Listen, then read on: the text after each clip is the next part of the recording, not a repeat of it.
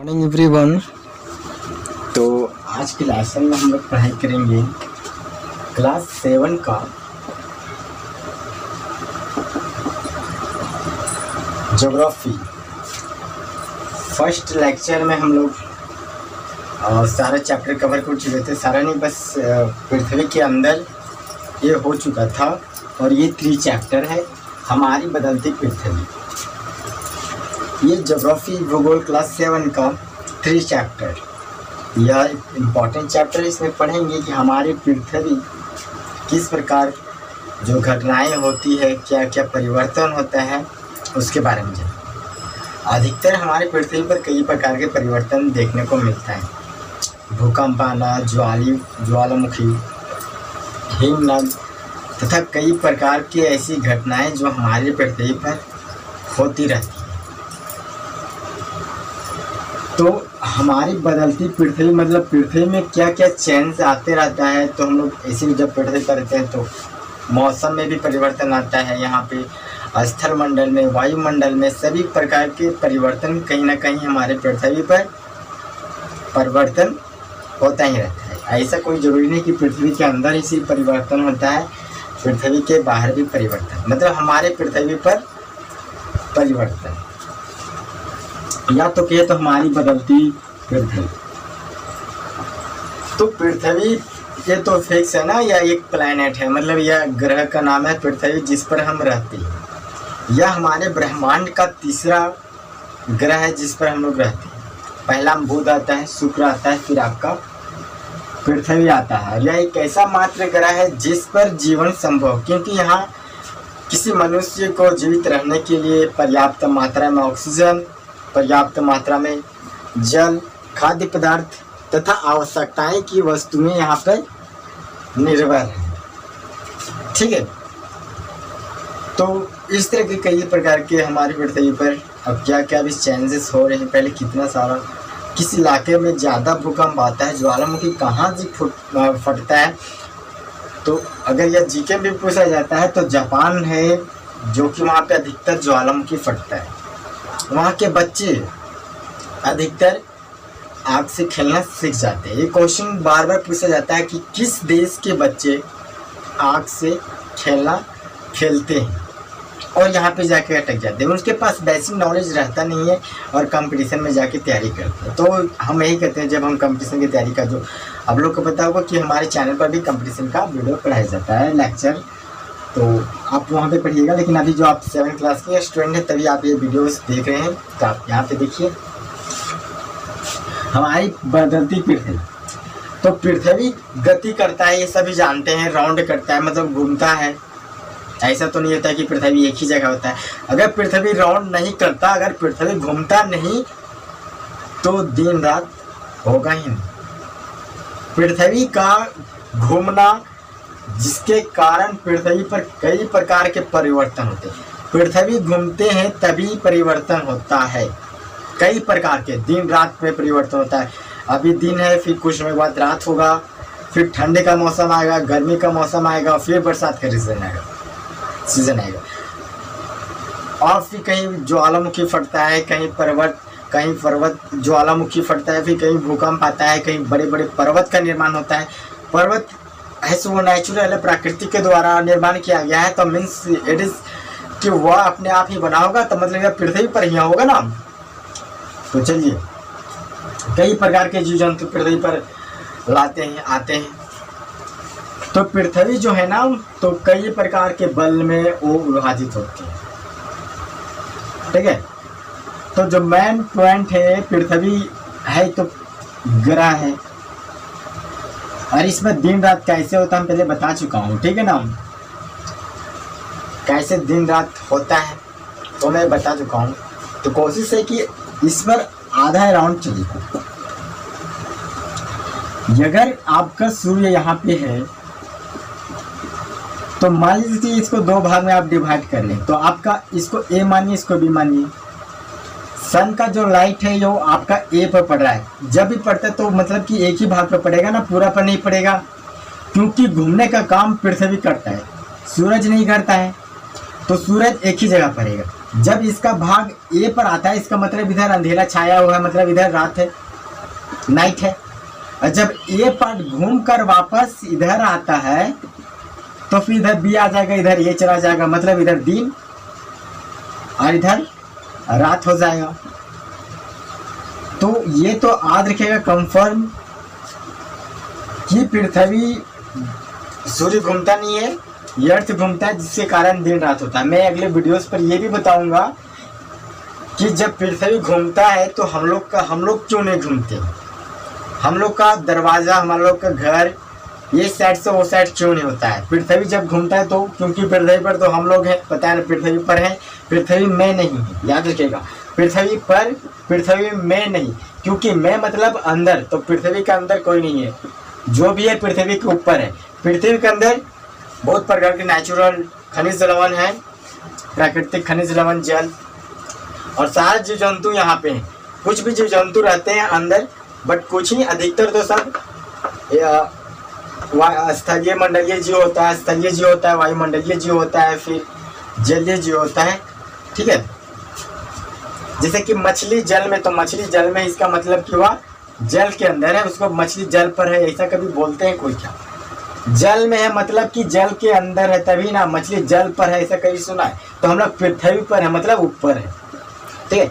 नाव जो है इस पानी समुद्र पर चल रहा है, समुद्र में, और फिर यहाँ पे याद रखना है, ठीक है, कंफ्यूज नहीं होना है। मतलब कि प्रीपोजिशन सिस्टम आप लोग पढ़िएगा तो उसमें और कंफर्म हो जाइएगा, ठीक है। तो जहाँ हम लोग टॉपिक पर चल रहे हैं तो वही टॉपिक पर हम लोग चलते हैं। पृथ्वी की गति, पृथ्वी जब राउंड होता है उसमें भी कई प्रकार के चेंजेस होते हैं, जैसे कि जो घटनाएं घटती, जैसे सॉरी मैं यहाँ ये नहीं है, यहाँ पर है, ठीक है। अंतर्जित्र बल, मतलब कि आप इसे नोट कीजिएगा तो स्क्रीन पर आपके आता है, तो स्क्रीन पर से भी नोट कर सकते हैं, ठीक है। तो मैं पहले इसको बताता हूँ। तो वह बल जो पृथ्वी के अंदर घटित होता है, मतलब कि यह जो घटित होगा, जो भी घटना घटेगा वो पृथ्वी के अंदर घटेगा, तो उसे अंतर्जित बल, अंतर्जित नित बल कहते हैं। मैं यहाँ बल नहीं लिखा हूँ, सिर्फ समझना है आपको, ठीक है। तो आप खुद से यहाँ भी लिख सकते हैं। मतलब जो पृथ्वी के अंदर घटता है उसको ये कहते हैं, और जो पृथ्वी के बाहर घटता है उसको बाह्य। तो यहाँ पे आप लोग ये बहुत अच्छा, अंतर मतलब अंदर और बाह्य मतलब बाहर, घटित दोनों सब जगह सेम है, बस इसमें अंदर और इसमें बाहर घटता है घटना, कोई भी घटना है। और फिर इसी घटना के कारण फर्स्ट जो घटना होता है अंतर्निहित बल, अंतर्निहित बल, तो इस बल के कारण ही हमारे अर्थ पर, या तो अर्थ में से ज्वालामुखी पर्वत, पृथ्वी के अंदर से उतना बड़ा पर्वत का, जैसे कि आप लोग फिगर में भी आप लोग को दिखाई पड़ेगा, तो वहाँ पे भी आप लोग देखिएगा कि पृथ्वी पर धीमी गति से कभी भूकंप आता है, कभी तेज आता है। तो जो धीमी गति का भूकंप आता है ना, तो इसी कारण से वह धीमी गति का, कभी धीमा, जो धीमी गति से घटना घटता है, ठीक है, तो इसी कारण से। फिर आपका यहाँ जो है आस्किमी बल, भूकंप, ज्वालामुखी, पर्वत, भूस्खलन, फिर अपर्दन और निरीक्षण, नदी, पवन, समुद्री हिमनद, ये सब, ठीक है। तो ये घटनाएं पर, अब ये इसका प्रकार, ये जो बल है, इसका मतलब कि यहाँ पे ये सब घटनाएं घटती रहती है। और फिर यह एक, मतलब कि इसके 3 गो आ जाते हैं, इसका 2, ठीक है, और फिर इसका एक जो यहाँ पे है। तो आप इस वीडियो को स्टॉप करके यहाँ पे पूर्ण रूप से नोट कीजिएगा, और जहाँ पे भी नहीं समझ में आता है तो आप कॉल भी कर सकते हैं। प्लीज़ कहीं भी जो भी लिखा हूँ अपना ही लैंग्वेज में लिखा हूँ। तो आगे अब हम लोग चलते हैं। पृथ्वी, तो अक्सर पृथ्वी पर कोई ना कोई भूकंप आते ही रहता है, कोई ना कोई भूकंप नहीं, मतलब कि भूकंप आते ही रहता है, ठीक है। तो भूकंप होता क्या है कि जब पृथ्वी पर कोई आपस में, जब उसके मतलब कि सतह पर कंपन उत्पन्न होता है तो उसे भूकंप कहते हैं। मतलब कंपन मतलब हिलना, भूकंप भी आते हैं तो क्या होता है, हिलता ही है ना, मतलब कि धरती की, पृथ्वी का जो सतह होता है यह क्या होता है, डोलने लगता है। इसका अनुमान नहीं किया जा सकता है कि ये कोई इसके लिए मतलब कि कोई भविष्यवाणी फिक्स नहीं किया जा सकता है कि 3 दिन के बाद 4 दिन के बाद आएगा, ठीक है। लेकिन हमेशा अगर भविष्यवाणी पता भी किया जाता है तो हमें तैयार रहना होता है। पहले से अगर पता भी चल भी जाता है तो तैयार रहना बहुत ज़रूरी है, क्योंकि यह एक ऐसा भारत में पहले मतलब भारत में सबसे भयानक भूकंप गुजरात में आया था। वह यादगार भूकंप बन गया, बहुत त्राही मचा चुका था गुजरात में वह भूकंप। तो भूकंप कब आएगा, किस टाइम आएगा, इसका अनुमान लगाना मुश्किल होता है। लेकिन हाँ, कुछ ऐसी सावधानियां हैं जिसे फिर वो बात कर लेंगे। बट इससे पहले भूकंप क्या है आप समझ रहे हैं ना, पृथ्वी की सतह पर कंपन उत्पन्न होना। तो कंपन, पृथ्वी की सतह कंपन करना, जैसे कि कंपन मतलब कि हिलना, ठीक है। तो वही होता है। उद्गम केंद्र क्या होता है कि वह केंद्र जहाँ से भूकंप शुरू हुआ है, जहाँ से कंपन होना शुरू हुआ है, उसी को उद्गम केंद्र कहते हैं। भूकंपीय तरंग है ना 3 प्रकार के होते हैं। पी तरंग अथवा अनुदैर्घ्य तरंग। आप अनुदैर्घ्य तरंग, अनुप्रस्थ तरंग और पृष्ठीय तरंग, ये तीनों आप 3 प्रकार के तरंग होते हैं, ठीक है। तो भूकंप से बचाव करने की क्या क्या उपाय हैं। तो प्लान में कि अगर भूकंप आ भी जाता है तो अगर हम जंगल में मान ले हैं तो कि पेड़ पौधे से दूर रहना चाहिए अगर जंगल में है तो। अगर घर में है तो हो सके तो घर से बाहर चले जाएं और वैसे स्थान पर जाएं जहां पे सुरक्षित हो, जहां आसपास कोई चीज़ ना हो, जैसे कि ग्राउंड, गार्डन, और जहां पे पेड़ पौधे ना वैसी चीज़ होना चाहिए जो कि गिरे, मेरे ऊपर गिर सकता है, वैसी चीज़ के सामने नहीं रहना चाहिए।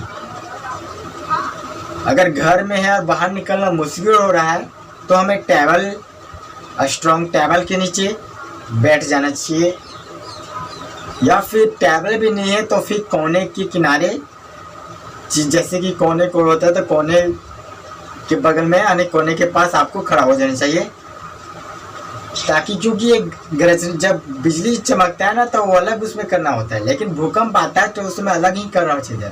आप भूकंप आएगा अगर आप वो सैंपल करिएगा जो आपके भूकंप में होता है कि जो वो लड़का बैठा हुआ रहता है जो आप पढ़ेंगे, और जो दोनों हाथ को सिर के पीछे पकड़ता है, और उस तरह करके अगर आप भूकंप आता है उस टाइम बैठिएगा तो आप बच पाइएगा अच्छे से। नहीं, अच्छा से क्या, बच ही नहीं पाएगा। मतलब कि अगर आप वैसी जगह पे हैं तो फिक्स है, जैसे घर में है तो घर भी गिरता है भूकंप से।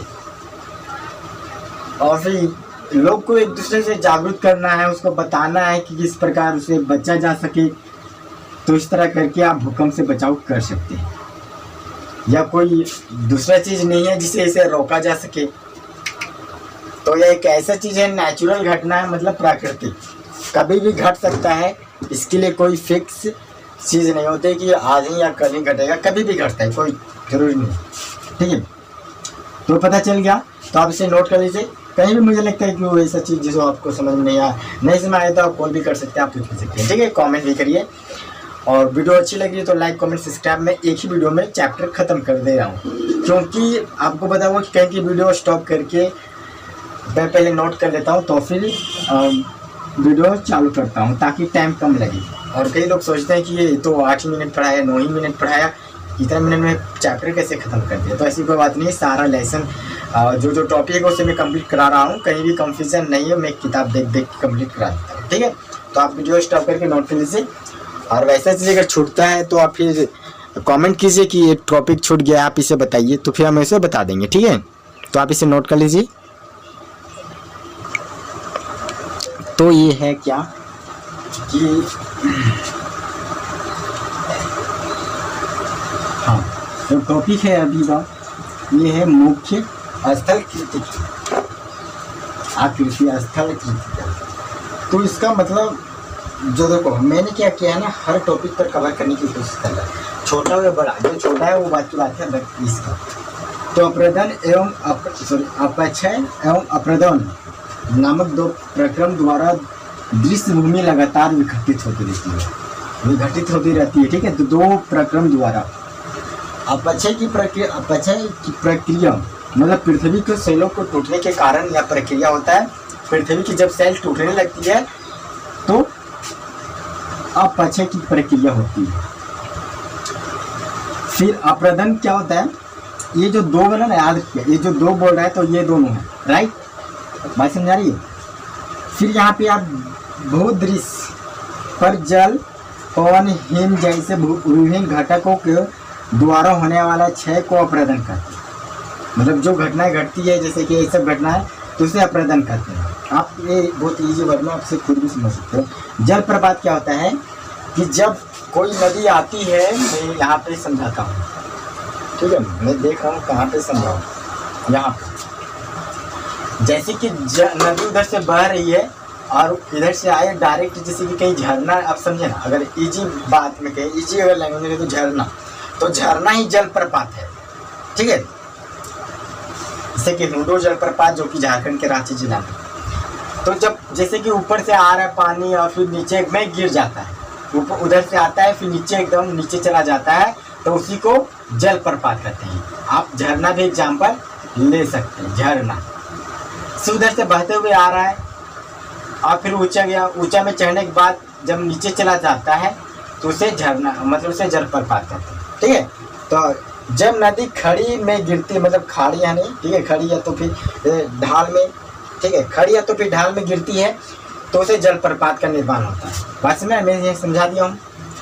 चाप झील क्या कहते हैं, समय के अनुसार नदी से कट जाते हैं तथा अलग झील बनाते हैं, उसे हम, याद रखिए मैं झरना बोल रहा हूँ या झील बोल रहा हूँ, ठीक है, तो उसे चाप झील कहते हैं। जैसे कि ये है, मान लो नदी है, डायग्राम आपके स्क्रीन पर लास्ट में दिखाई पड़ेगा, तो उस डायग्राम को आप नोट कर लीजिएगा, तो ड्रॉ कर लीजिएगा, ठीक है।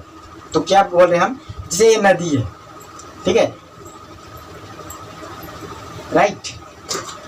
अब जैसे कि क्या हुआ कि कुछ समय बाद ये कट कर अलग से झील का निर्माण कर दिया, जिसको बांध वगैरह बोलते हैं, तो इसी को हम चाप झील करते हैं। मतलब वही नदी से झील का निर्माण होता है, उसी नदी से, जो नदी कटकर अगर झील का निर्माण कर देता है तो उसे चाप झीली कहते हैं। डिस्पर्स मतलब वही किनारे वाला। फिर क्या बोलते हैं कि तट, तो वही नदी के किनारे को तट कहते हैं, नदी के किनारे को तट कहते हैं। हाँ भाई, नदी के उपस्थित तटों को तटबंध करते हैं। जैसे कि ये नदी है, इसके बगल में जितने भी स्थान है, ये सब क्या है, तट है, मतलब नदी के किनारे। तट मतलब किनारा, तट मतलब किनारे, किनारा, ठीक है। तो वही वह तटबंध मतलब नदी के किनारे जो है।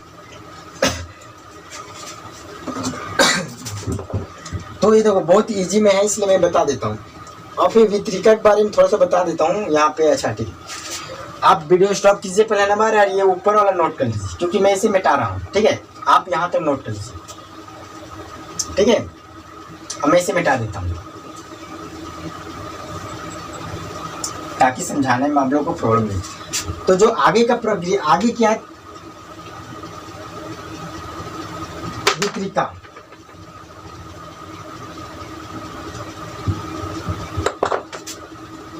है ना।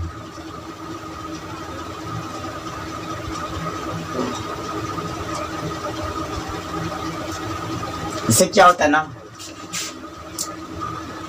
कि जब नदी की धारा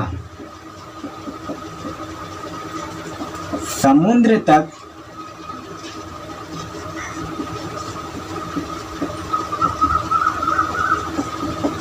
पहुंचते पहुंचते, इसको दो बार ले, पहुंचते पहुंचते धीमी हो जाता है,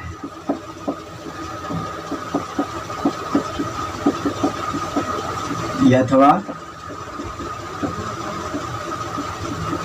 कई भागों में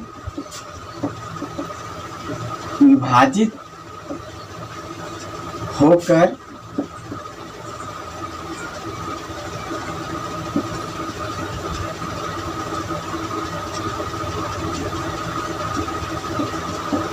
बहने लगता है, तो उसी को क्या कहते हैं, वितरिका, है ना।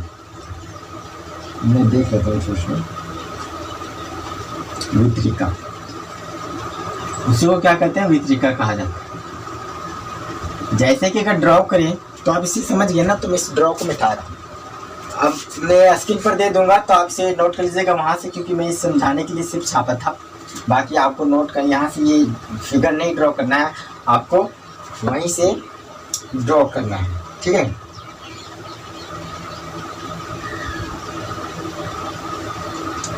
फिर वो मोदड़ है, हाँ ना। इसका मतलब होता है कि जब नदी, कोई भी नदी अगर मैदानी या स्थलीय से, अगर मैदान वाला स्थान से अगर गुजरता है तो उसी को हम ये कहते हैं, ठीक है। तो आगे बात आती है,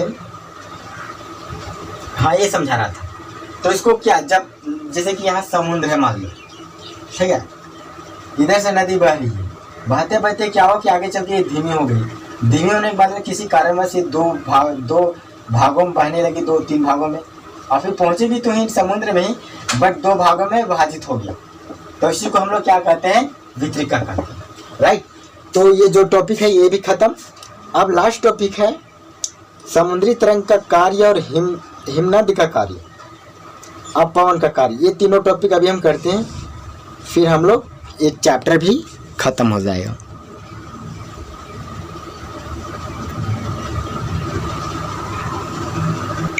तो ये 2 टॉपिक लास्ट टॉपिक है। एक और है जो हिमनद है ना। तो वह एक ऐसा टॉपिक है जिसे आप खुद पढ़ सकते हैं, क्योंकि वह बहुत छोटा टॉपिक है। तो ये दोनों टॉपिक, ये भी बहुत छोटा टॉपिक है, मैं इसे फिर भी करा दे रहा हूँ, लेकिन इससे भी वो है वो खुद से पढ़ सकते हो, उसमें कोई इंटरेस्ट नहीं है तो आप उसे खुद भी पढ़िएगा, राइट। और नहीं भी समझ में आता है तो फिर आप कमेंट कीजिएगा, मैं उसे भी बता दूंगा अगले वीडियो में, राइट। तो समुद्री जल के ऊपर लगभग ऊर्ध्वाधर उठे हुए ऊंचे शैली को समुद्र मृग कहते हैं। अब पवन का कार्य होता है, जब ये भी जो टॉपिक है ना, ये सब खुद पढ़ने वाला है। जो नहीं समझ में आ रहा है तो उसको मैं पहले पढ़ा चुका हूँ, फिर भी बता देता हूँ इसमें, और नहीं समझ में आता तो फिर आप कमेंट कीजिएगा। जब एक बालू का कण विस्तृत क्षेत्र से निक्षेपित हो जाता है तो इसे लोएम कहती है। जब ये बालू का कण विस्तृत क्षेत्र से निक्षेपित हो जाते हैं तो इसे क्या कहते हैं, लोइस। और इसमें क्या होता है कि पवन चलने से, हवा चलने से क्या होता है कि बालू और मृदा, मतलब रेत या तो फिर मृदा, ये दूसरे स्थान में भी परिवर्तन आता है, मतलब वह एक स्थान से दूसरे स्थान पर चले जाते हैं पवन चलने के कारण। मतलब कि पवन का कार्य में ये सब कई प्रकार के कार्य होते हैं। पवन से आपका लाइट भी चलती है, घर में जो रोशनी मिलता है उससे, और फिर पवन का बहुत सारे कार्य हैं, ठीक है, ये तो फिक्स है। और फिर ये भी है कि जो मृदा अप्रदन होता है ना, मृदा अप्रदन मतलब होता है कि उसके एक स्थान से दूसरे स्थान जाना, जैसे मृदा अप्रदन। तब मृदा अप्रदन में क्या होता है कि मृदा मतलब मिट्टी एक स्थान से दूसरे स्थान चली जाती है, उसे मृदा अप्रदन कहते हैं, ठीक है। तो पवन का कार्य होता है कि रेतो मृदा मतलब नेचुरल, मतलब कि जो मिट्टी का कण होता है उसे एक स्थान से दूसरे स्थान पर पहुंचा देता है। तो ये जो 2 टॉपिक थे ये भी कंप्लीट हो गए, और बाकी इसमें जो है खुद से भी पढ़ सकते हो। मैं कुछ फिगर दे दूंगा तो उसे आप ड्रॉ कर लीजिएगा, ठीक है। तब तक के लिए भाई आप नेक्स्ट वीडियो हम लोग नेक्स्ट चैप्टर के साथ मिलेंगे। तो चलिए, उस टॉपिक नाम है वायु। तो उसमें हम लोग मिलते हैं कि वायु क्या होता है, उसके क्या साइड हमारे से, उसके क्यों जरूरत है, उस पर भी जानेंगे। और इसमें कहीं भी नहीं समझ में आता है तो कमेंट कीजिएगा, फिर अगले वीडियो में हम लोग बात करेंगे। तब तक के लिए भाई, वीडियो अच्छी लगी तो लाइक कमेंट सब्सक्राइब कर दीजिएगा। तब तक के लिए भाई, नेक्स्ट डे मिलते हैं। Good bye.